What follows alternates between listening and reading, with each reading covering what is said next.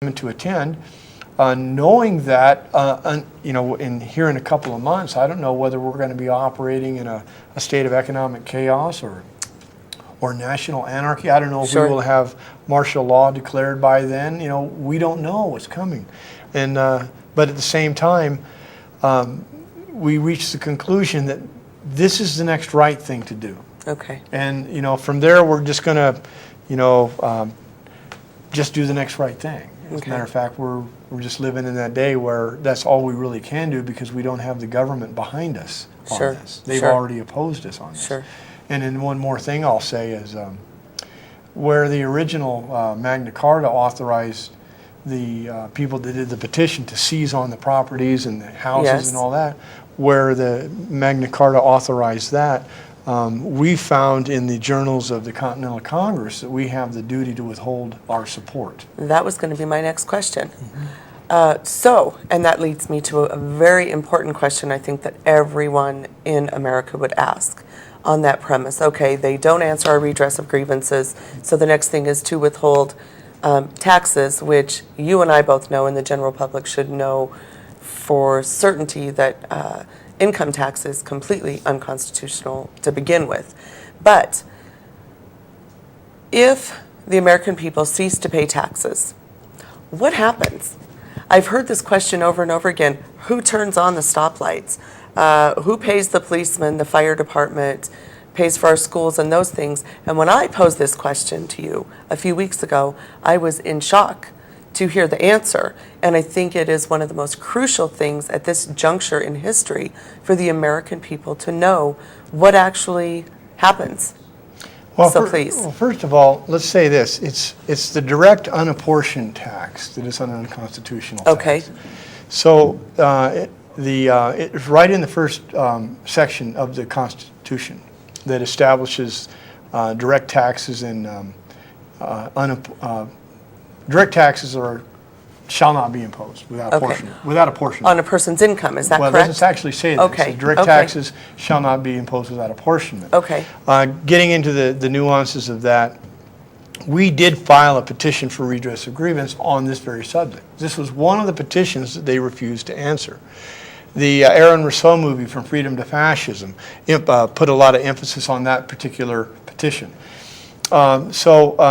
But the question is how would the infrastructure work? But see, inherent in that question, there's an erroneous presumption.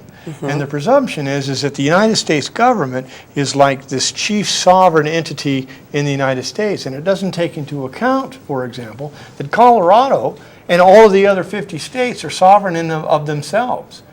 And every time we pay a federal tax, we're taking money out of Colorado, putting it into the federal government, who then enters into a deal with Colorado to bring that money in as a subsidy of some kind of Colorado government. If we were to withhold our taxes and bring it back into the Colorado economy, property taxes and all the sales taxes and all of the other taxes that we have in Colorado would take care of Colorado's infrastructure.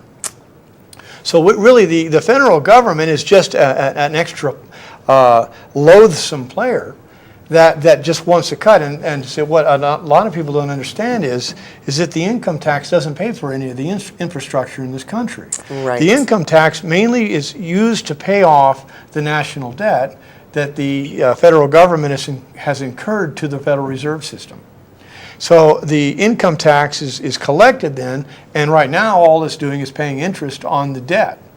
So the government doesn't operate using our taxes at all. The government operates by borrowing money and then using the money that it borrows to pay for its administration, and then it collects taxes from us to pay back the debt. Okay. So that's the cycle of how it works, and it was the Federal Reserve System that was set up that created this debt, and then the need for the IRS to be created in order to pay back the debt.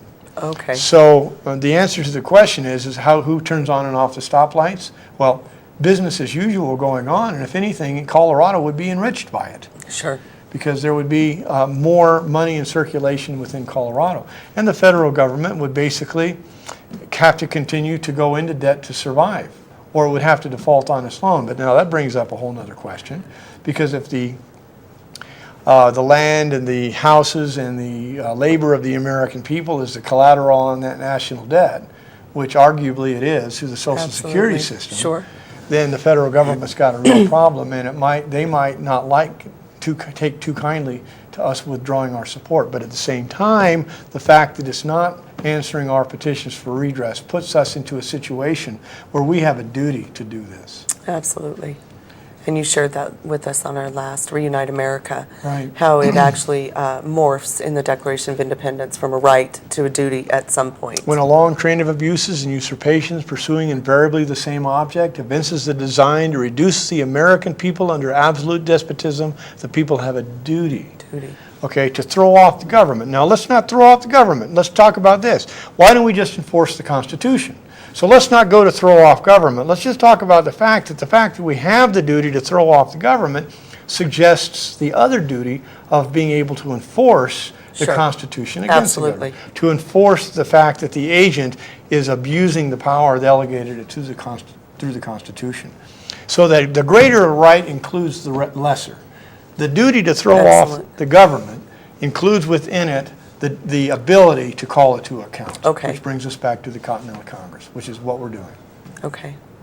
So our hope is that they are going to answer our redress of grievances, and we're going to sit down at a table and hold them accountable, and they're going to get in line. That would be the best case scenario. I don't really Well- anticipate that coming about, but we'll just have to let the chips fall where it will. Well, I'll be praying, and I'm sure you'll be praying, and we'll just hope that God continues to have favor over this country. I have a lot of faith in the American people to wake up. Well, and hopefully programs like this will help do that. Okay. So thank you so much You're for welcome. sharing with us tonight, David. Thank you for joining us again on Reunite America for We the People. Please, for more information, visit our website at givemeliberty.org. We are standing as one united nation. We pray that you will stand with us. Good night. God bless America, and thank you very much.